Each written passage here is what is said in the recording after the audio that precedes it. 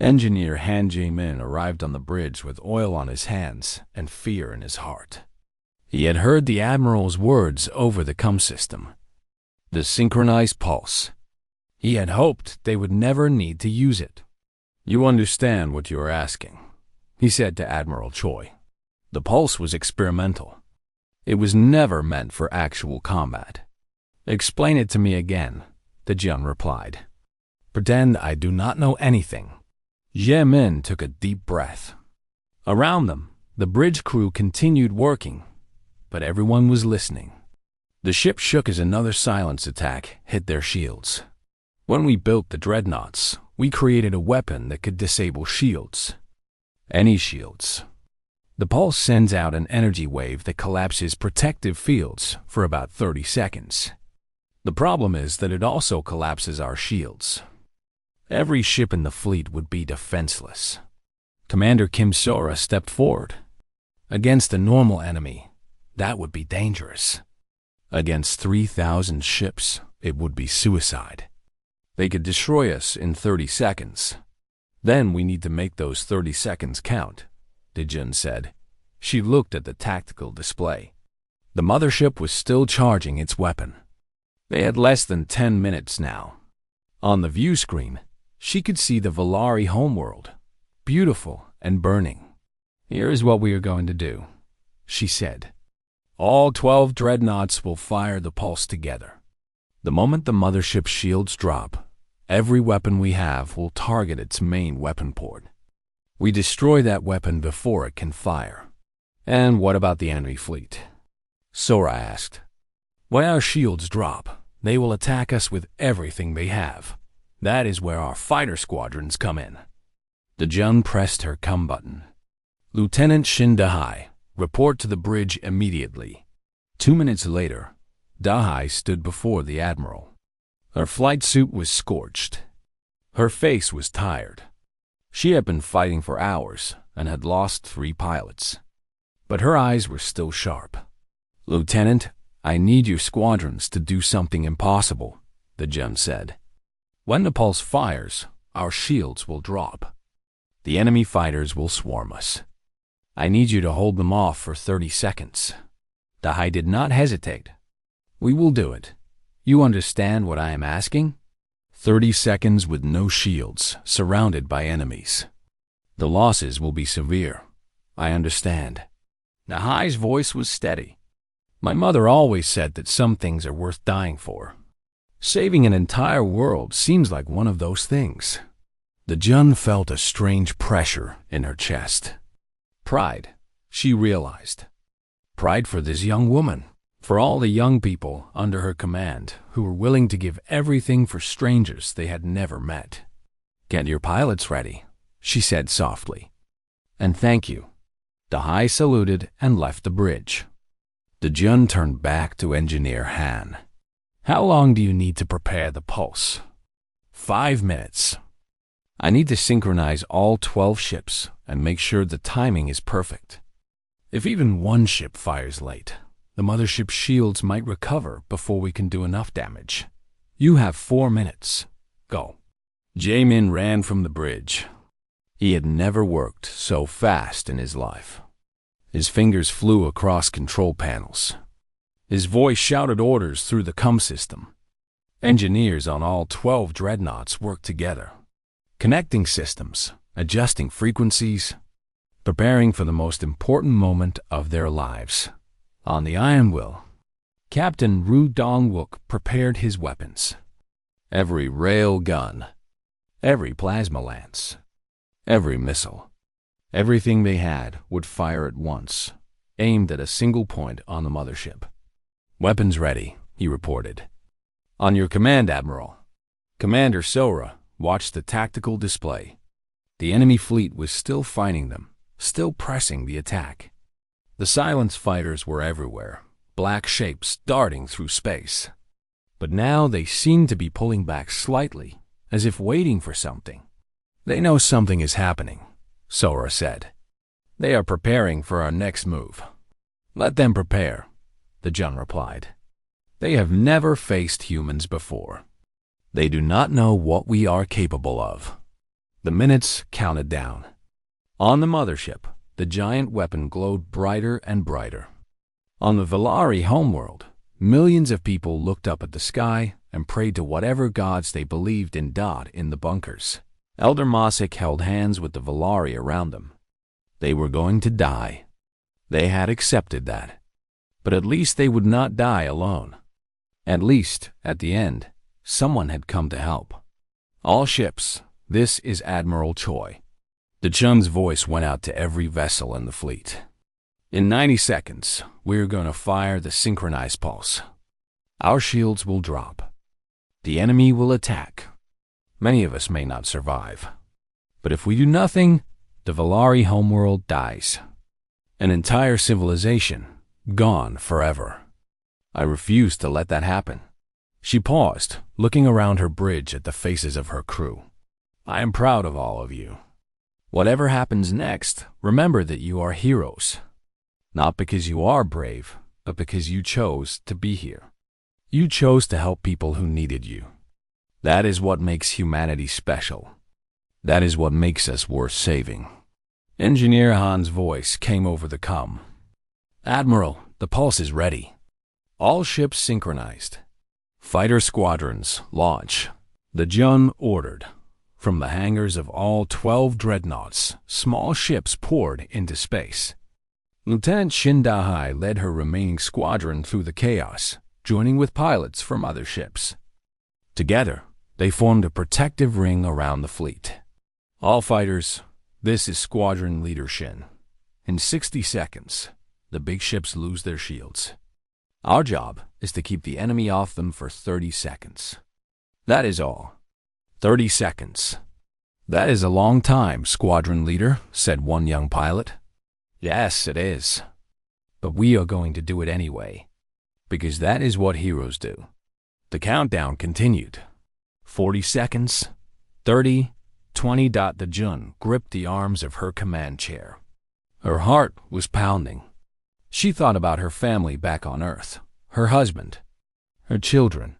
She hoped they would be proud. 10 seconds. All ships, prepare to fire pulse, she commanded. 5 seconds. Weapons ready on my mark. 0. Fire pulse. 12 dreadnoughts released their energy at the same moment. A wave of invisible force expanded outward, washing over every ship in the area.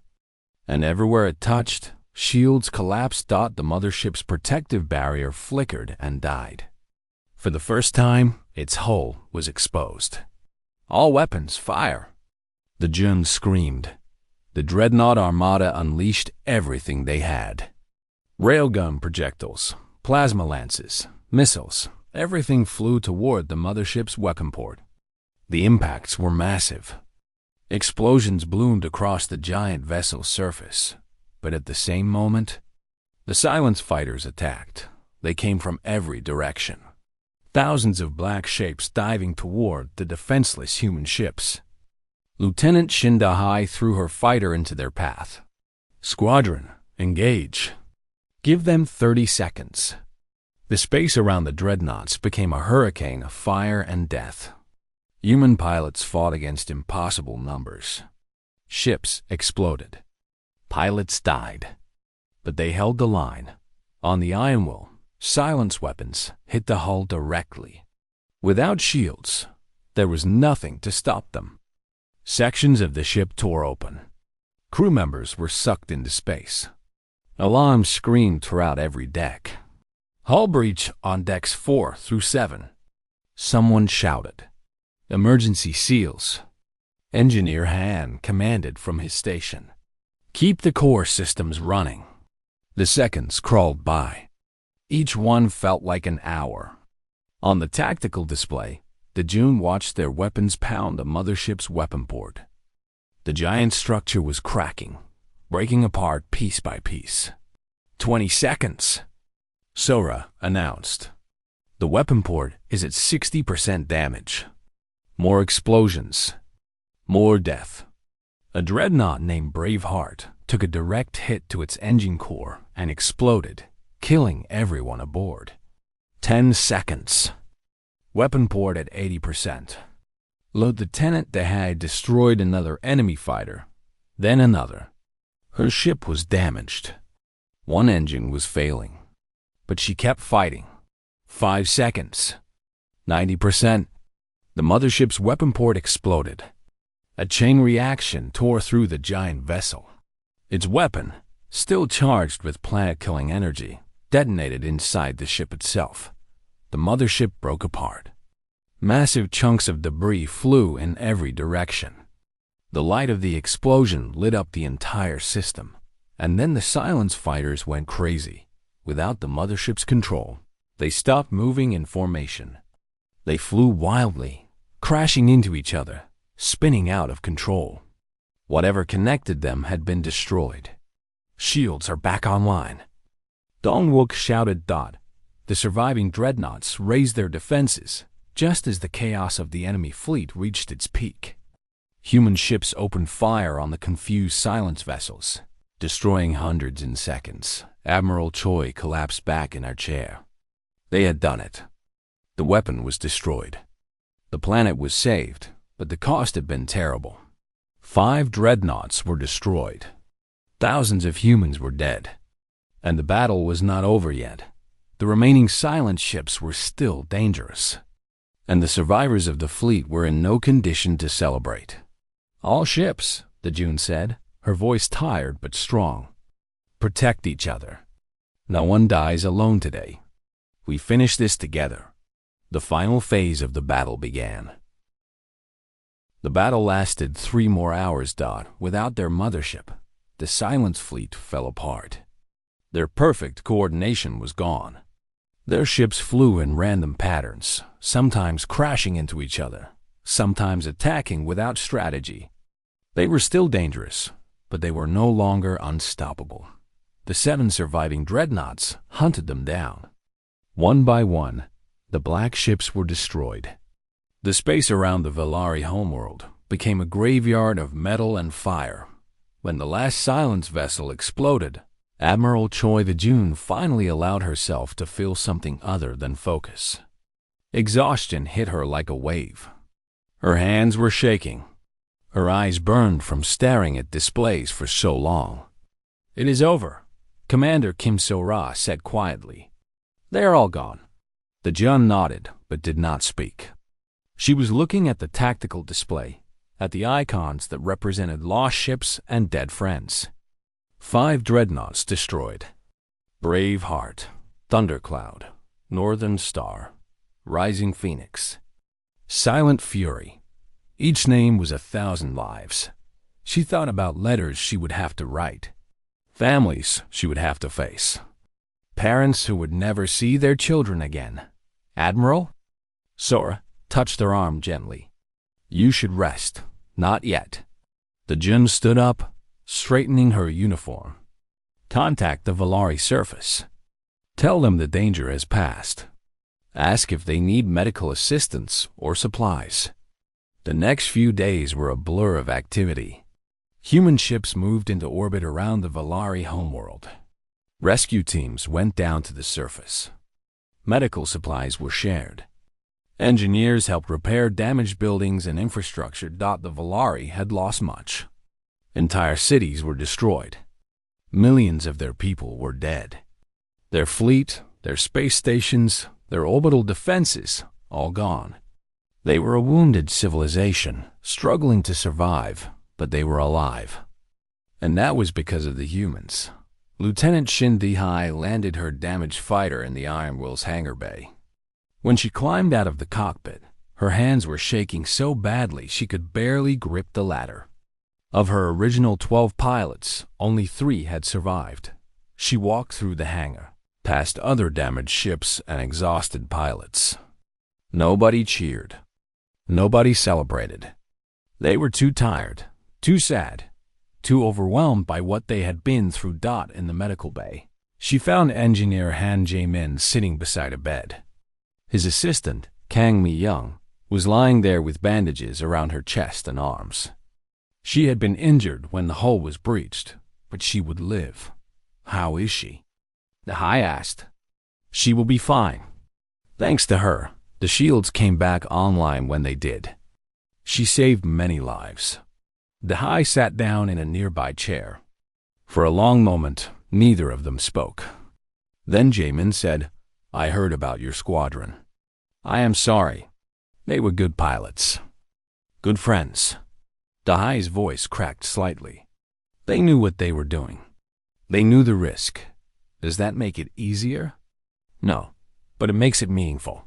On the surface of the Valari homeworld, Elder Mossick emerged from the bunkers for the first time in weeks. The sky was gray with smoke. The ground was scarred with craters. But the sun was shining through the clouds, and in the distance, Mossick could see human shuttles bringing supplies. A young Valari ran up to them, breathing hard. "Elder, a human ship is requesting permission to land nearby. They want to meet with you. Tell them they have permission. Tell them they have anything they want." An hour later, Admiral Choi the Jun stood on Valari soil for the first time. The gravity was different from Earth. The air smelled strange. But the sunlight felt the same on her skin. Elder Mossick walked toward her slowly. The Valari were tall, thin beings with silver skin and large dark eyes. They moved gracefully, even in exhaustion. "Admiral Choi," Mossick said. Their voice was musical, like wind through chimes. "I am Elder Mossick. I sent the distress call. I remember your voice from the message." The Jun bowed her head respectfully. "I am sorry we could not arrive sooner. I am sorry for everything you have lost." Mossick was quiet for a moment. Then they said, "You have nothing to be sorry for. You came. When we were dying, when everything seemed lost, you came. You helped us once. We owed you that." "No." Mossick shook their head slowly. "We did not help you because we expected payment. We helped because it was right. And now you have done the same. But I must ask you something. I must understand. Ask anything. Why? Your ships were destroyed. Your people died. You traveled for weeks through space to fight an enemy you had never seen. Why did you do it?" Admiral Choi thought about the question for a long time. She thought about her grandmother's stories of the Great Famine. She thought about the faces of her crew, tired and scared but determined. She thought about Lieutenant Dahai, flying into impossible odds to protect strangers. "Because you asked," she finally said. "Because when someone calls for help, you answer. Because that is who we choose to be." Mossick stared at her with those large, ancient eyes. Then, slowly, the elder bowed low. "The Valari will never forget what humanity has done for us. Never." The surviving fleet began its journey home 2 weeks later. The Iron Will was badly damaged, but its engines still worked. It limped through hyperspace alongside the other wounded ships, carrying survivors and memories of the fallen. When they finally arrived in Earth's solar system, Admiral Baek Sung-min was waiting for them. The shipyards were already building new dreadnoughts to replace the ones lost. The military academies were filled with new volunteers, inspired by the stories coming back from the Valari system. The return ceremony was quiet and dignified. No parades, no fireworks.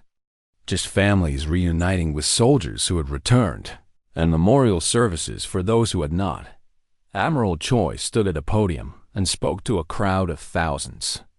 Her words were simple. "We did not go to the Valari system for glory or conquest. We went because they needed us.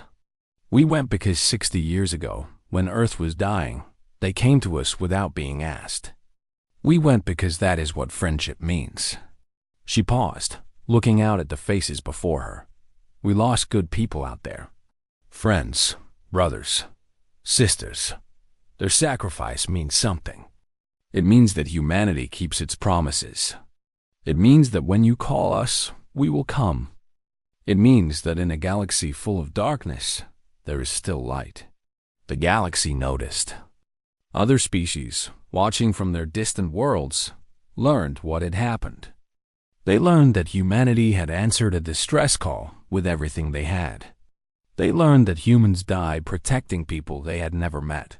And somewhere in the records of 100 alien civilizations, a new entry was added: humans, dangerous when threatened, unstoppable when defending friends, worth knowing, worth trusting. 3 months after the fleet returned, a new message arrived at the Neptune monitoring station. Lieutenant Yunhana was still there, still watching her screens, still the first to catch unusual signals. This message came from a species humanity had never encountered before. They were being attacked. They had heard the story of what happened to the Valari. They were calling for help. Hana sent the message to Earth with a smile on her face. She already knew what the answer would be. 2 days later, new ships launched from Earth's shipyards. New crews prepared for a long journey.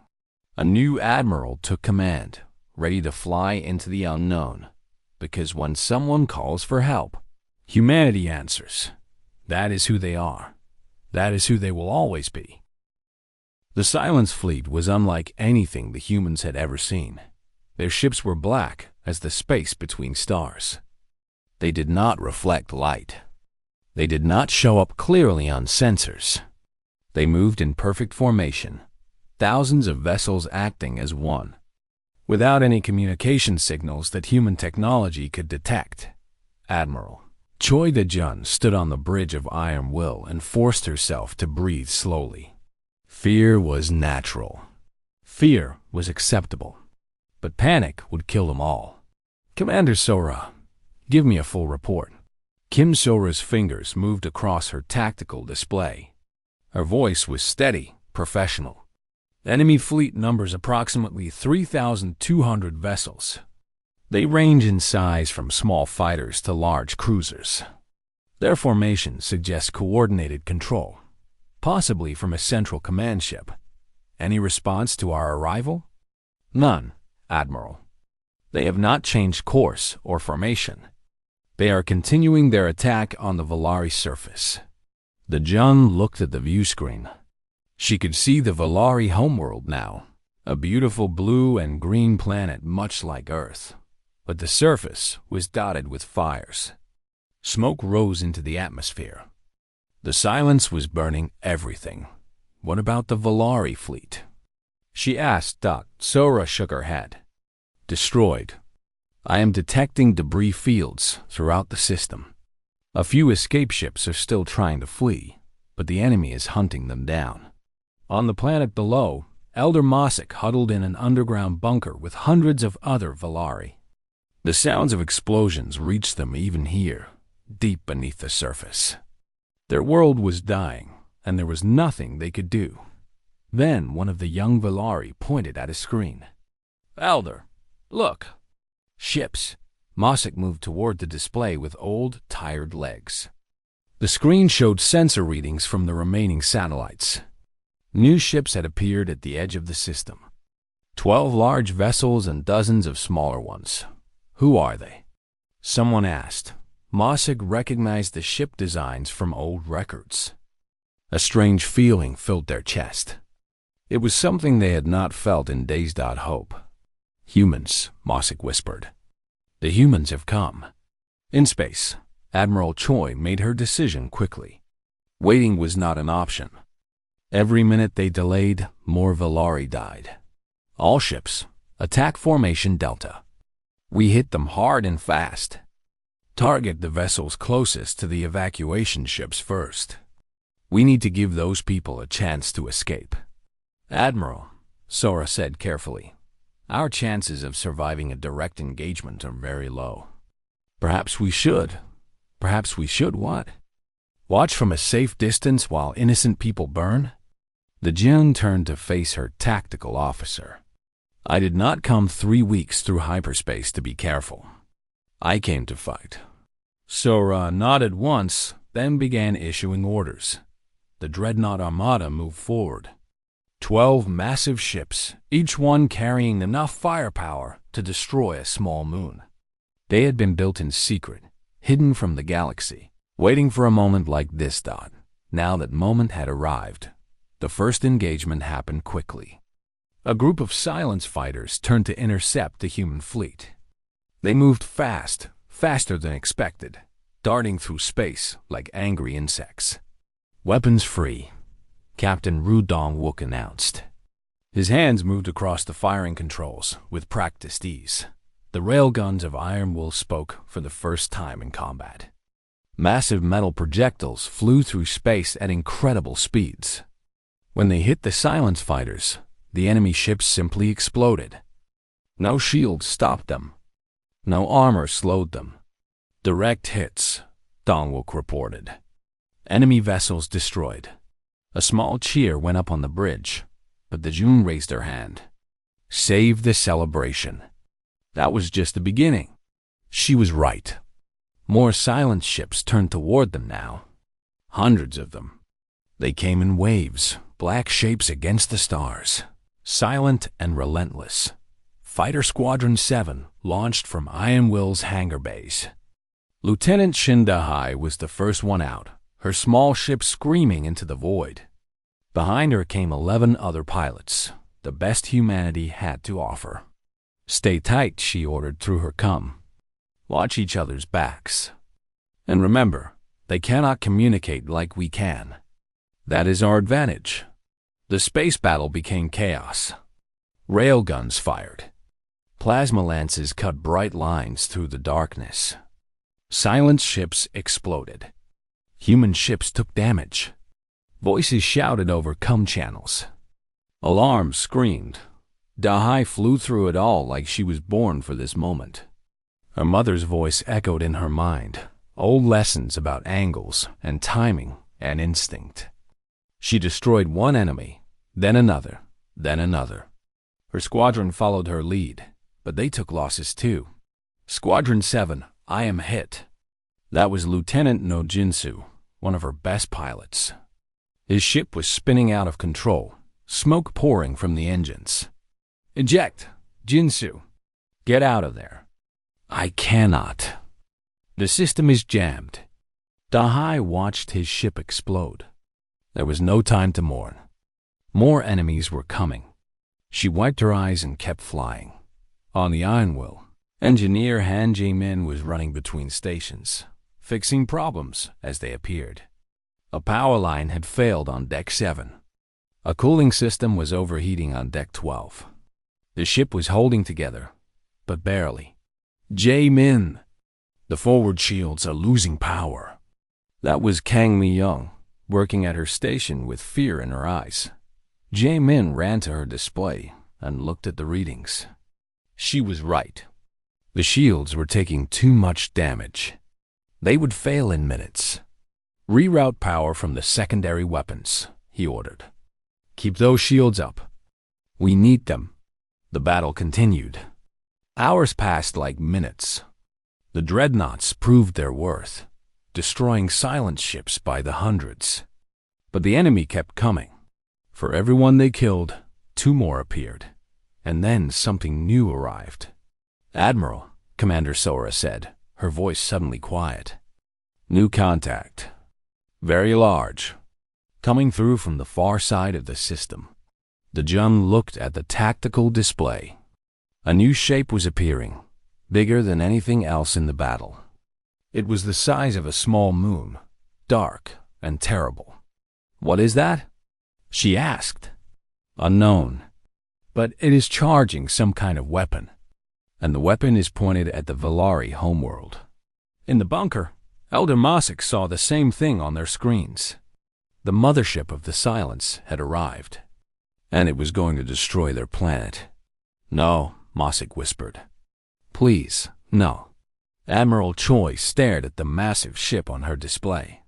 She had seen weapons of destruction before. She knew what that thing was capable of. "How long until it fires?" she demanded. 15 minutes. Maybe less. 15 minutes to save a world. 15 minutes to stop something the size of a moon. It was impossible, but the Jun had never believed in impossible. "All ships," she said into her communicator. "New target. That mothership. Everything we have. Now." The Dreadnought Armada turned toward the giant vessel.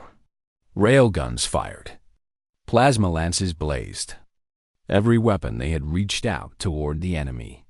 The attacks hit the mothership's shields and did nothing.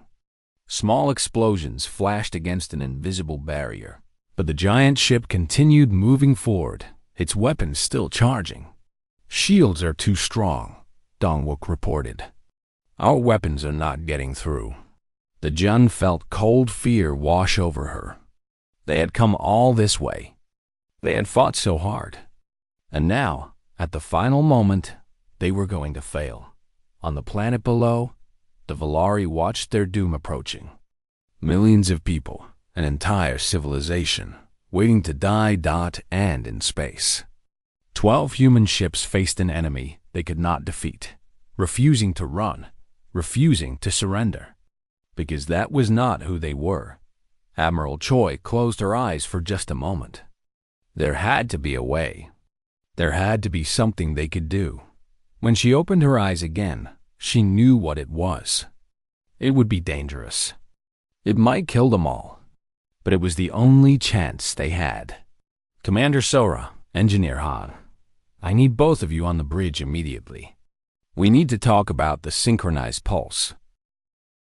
Vice Admiral Choi the Jun stood on the bridge of Iron Will and watched the stars stretch into lines. The ship had entered hyperspace.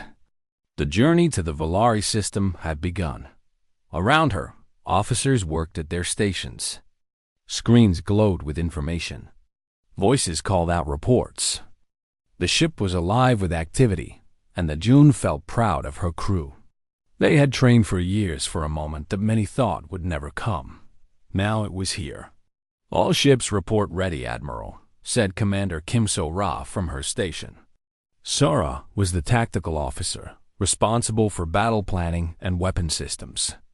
She was young, only 32, but her mind was sharp as a blade. "Good," the Jun replied. "How long until we reach the Valari system?" 18 days at current speed. "We could push harder, but the engineers say it would stress the engines." The Jun nodded. 18 days. She wondered if the Valari could survive that long. She wondered if there would be anyone left to save when they arrived. Deep in the engine room, Chief Engineer Han Jae-min was not wondering. He was working.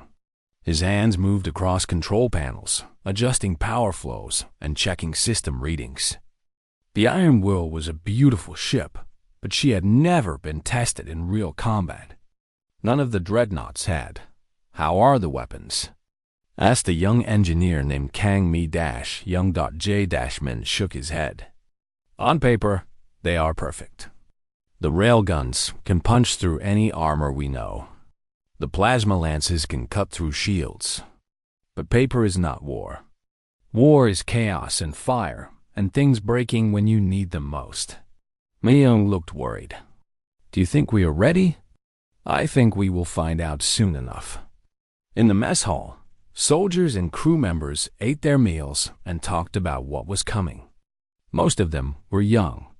Most of them had never seen real combat. The border wars happened 50 years ago, long before any of them were born. A pilot named Shin Da-hai sat alone at a corner table. She was the leader of Fighter Squadron 7, one of the best pilots in the fleet. Her food sat untouched in front of her. She was thinking about her mother. Her mother had been a pilot too. During the border wars, she came home with medals and scars and nightmares that never went away. Da-hai grew up listening to her mother scream in her sleep. "You look like you are carrying the whole ship on your shoulders," said a voice. Da-hai looked up. It was Admiral Choi herself, holding a tray of food. Da-hai started to stand and salute, but the Admiral waved her hand. "Please, sit. May I join you?" Da-hai nodded, surprised. She had never spoken to the Admiral before. The Jun sat down across from her and began eating like it was the most normal thing in the world. "You are Shin Da-hai, yes? Squadron 7 leader?" "Yes, Admiral. Your mother was Shin Yu-jin. I served with her during the border wars." Da-hai felt her heart skip. "You knew my mother?" "She saved my life twice. Once when my ship was damaged and I was floating in space. She flew through enemy fire to pick me up. The second time, she pushed me out of the way of a falling beam on a damaged station. The Jun smiled, her eyes distant with memory. She was the bravest person I ever met. Dahai did not know what to say. Her mother never talked about the war, except in her nightmares. I know you are afraid, the Jun continued. Everyone on this ship is afraid. Fear is natural. Fear keeps us careful. But your mother taught me something important. She said that courage is not the absence of fear. Courage is being afraid and doing the right thing anyway. Dahai looked at the Admiral for a long moment. Then she nodded slowly. I will try to remember that. Good. The Jun stood up with her tray. Now eat your food. You will need your strength. The days passed slowly in hyperspace. There was nothing to see outside the windows except the strange light of faster-than-light travel. The crews trained every day. They ran combat simulations. They practiced emergency procedures. They prepared for every scenario they could imagine. Commander Kim Sora spent most of her time in the tactical center, studying what little information they had about the silence. It was not much. The Valari had described them as black ships that moved without communication. They attacked without warning and showed no mercy. They do not negotiate, Sora said during a briefing. They do not respond to any signals we know. They do not take prisoners. We do not know what they want or why they attack. We only know that they destroy everything in their path. What about their technology? Asked Captain Ru Dongwook, the weapons officer. He was a big man with steady hands, perfect for controlling the massive guns of the Iron Will. Unknown. The Valari fleet was destroyed too quickly to send detailed information. We know their ships can absorb sensor readings, which makes them hard to track. Beyond that, we are going in blind. The room was quiet after that. Going into battle against an unknown enemy was every soldier's nightmare. But they had no choice. The Valari needed them. On the 8th day of travel, Admiral Choi called all ship captains to a video conference. 12 faces appeared on her screen. 12 commanders of the most powerful warships humanity had ever built. I want to be honest with you, the Jun said. We do not know what we are flying into. We do not know if we can win. We do not even know if the Valari are still alive. But I know this, when humanity was dying, the Valari did not ask those questions. They simply came to help. She paused, looking at each face. Some of you might be wondering if this mission is worth it. Some of you might be thinking about the families you left behind, the lives you might lose. Those are fair thoughts. But I want you to remember something. The galaxy is watching. Not with sensors or cameras, but with attention. Other species will learn what happened here. They will learn whether humans keep their promises. They will learn whether humanity stands by its friends. Captain Park Taeho, who had transferred from the Neptune station to join the fleet, spoke up. What do you want us to tell our crews, Admiral? The Jun thought for a moment. Tell them the truth. Tell them we are going to help people who once helped us. Tell them that fear is normal, but so is courage. Tell them that whatever happens, they are part of something important. Something good. The conference ended. The ships continued their journey through hyperspace, carrying thousands of humans toward a battle they could not predict. On the 17th day, Engineer Han Jae-min finished his final checks. Every weapon, every shield, every system was ready. He had done everything he could. Now it was up to fate. On the 18th day, Commander Kim Sora ran one last simulation. The results were not encouraging. Against a fleet 10 times their size, the odds were bad. But she had learned long ago that wars were not won by numbers alone. On the 19th day, the fleet reached the edge of the Valari system. Admiral Choi stood on the bridge as the stars returned to normal. The stretched lines became points of light again. And there, in the distance, she could see the Valari homeworld. She could also see the enemy. "All ships," she said quietly into her communicator. "This is Admiral Choi. We have arrived. Enemy fleet detected." Commander Sora's voice came back, shaking slightly. "Admiral, the enemy fleet is... It is much larger than we expected. Our sensors count over 3,000 vessels. 3,000. Against 12 dreadnoughts and their support ships. The odds were impossible, but the June had not come all this way to turn back. All hands to battle stations, she ordered. The Valari called for help. We are here to answer. Today, we show the galaxy who humanity really is. The Dreadnought Armada moved forward into the darkness, toward the enemy, toward the battle that would change everything. The signal came at 3 in the morning, Earth time. Lieutenant Yoon Ha-na was tired. She had been watching her screens for 8 hours, and nothing ever happened at the Neptune monitoring station. Ships passed by sometimes. Asteroids drifted through the darkness. But mostly, space was quiet and empty. She rubbed her eyes and looked at her coffee cup. It was cold. She thought about getting more, but that meant walking to the other side of the station. Her legs were tired to dot, then her scream made a sound she had never heard before. Hana sat up straight. Numbers and patterns moved across her display. The computer was trying to understand something, but it was having trouble. She leaned forward and began working with her fingers on the controls. "What are you?" she whispered to the screen. The signal was weak. It came from very far away, somewhere beyond the edge of known space. The pattern was strange. It was not human. It was not from any alien species in the database. But there was something familiar about it. Hana worked for 2 more hours. She forgot about her coffee. She forgot about being tired. Piece by piece, she put the signal together like a puzzle. And when she finally understood what it was, her heart stopped for a moment. "Captain," she said into her communicator. "Captain Park, please wake up. You need to see this." Captain Park Tae-ho arrived on the command deck 10 minutes later. His hair was messy and his uniform was not perfect, but his eyes were sharp. He had been a military officer for 20 years. He knew when something was serious. "Show me," he said. Hana played the signal on the main screen. The message was broken and damaged, but the meaning was clear. It was a distress call. Someone was asking for help. "The pattern matches Valari communication codes," Hana explained. "I checked 3 times. It is definitely from them." Tae-ho felt something cold move through his chest. The Valari were a peaceful species. Humanity had met them 60 years ago, during the dark times when Earth was starving. The Great Famine had killed millions. Crops failed everywhere.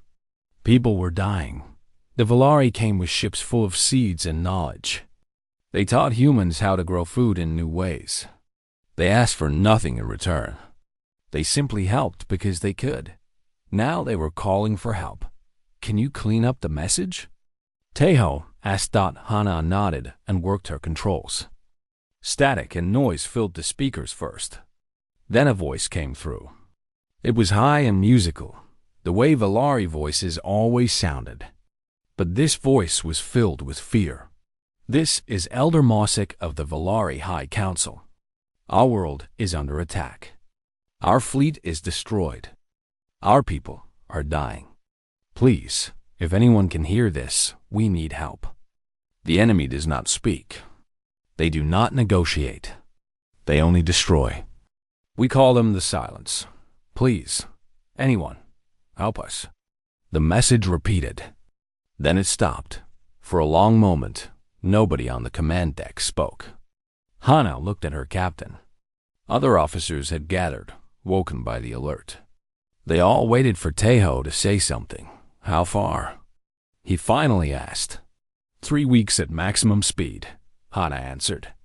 "Maybe more." Tae-ho closed his eyes. 3 weeks was a long time. Whatever was happening to the Valari, it might be over before anyone could reach them. But he also knew something else. He knew that when Earth was dying, the Valari did not calculate distances or travel times. They simply came. "Send this message to Earth," he said. "Priority 1. Admiral Baek Soo-min, United Fleet Command. Tell him everything." On Earth, it was early morning when the message arrived. Admiral Baek Soo-min was eating breakfast with his wife when his communicator started making emergency sounds. He read the message once, then twice. Then he put down his chopsticks and stood up. "I have to go," he told his wife. She had been married to a military man for 30 years. She did not ask questions. She simply kissed his cheek and watched him leave. 2 hours later, Admiral Baek stood before the United Defense Council. The room was full of important people. Politicians, military leaders, scientists. They had all seen the Valari message. Now they argued about what to do. "This is not our fight," said one politician. "The Valari are far away. This enemy, the Silence, they are not attacking Earth. Why should we risk our people?"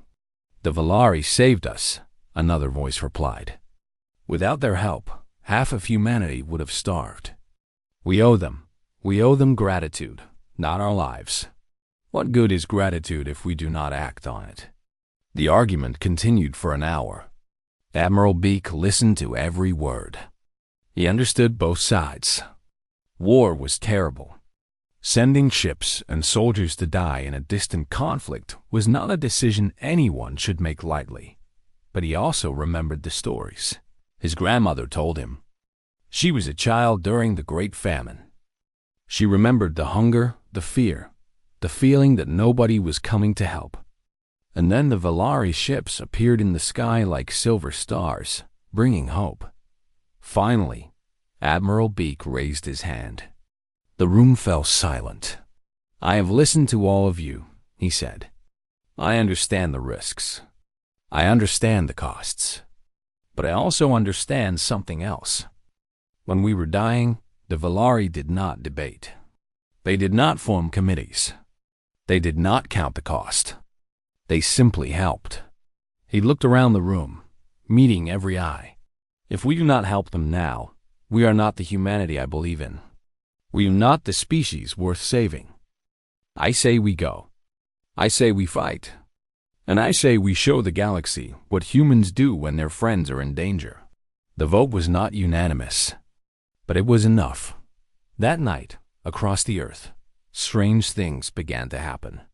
In the deep oceans, massive doors that had been sealed for decades began to open. In asteroid belts and hidden moon bases, lights came on in facilities that most people did not know existed. The Dreadnought Armada had been built in secret. After the border wars 50 years ago, Earth's leaders decided that humanity needed a weapon that no one knew about. Something powerful. Something hidden. Something for emergencies only. 12 ships. Each one was 3 kilometers long. Each one carried weapons that had never been fired in combat. Each one was crewed by volunteers who knew they might never come home. In an underwater hangar beneath the Pacific Ocean, Vice Admiral Choi the-jun stood on the bridge of the flagship. The ship was called Iron Will. It was the largest warship humanity had ever built. She watched through the windows as water rushed away and the hangar opened to the night sky. Stars appeared above her. Somewhere out there, far away, a peaceful species was dying.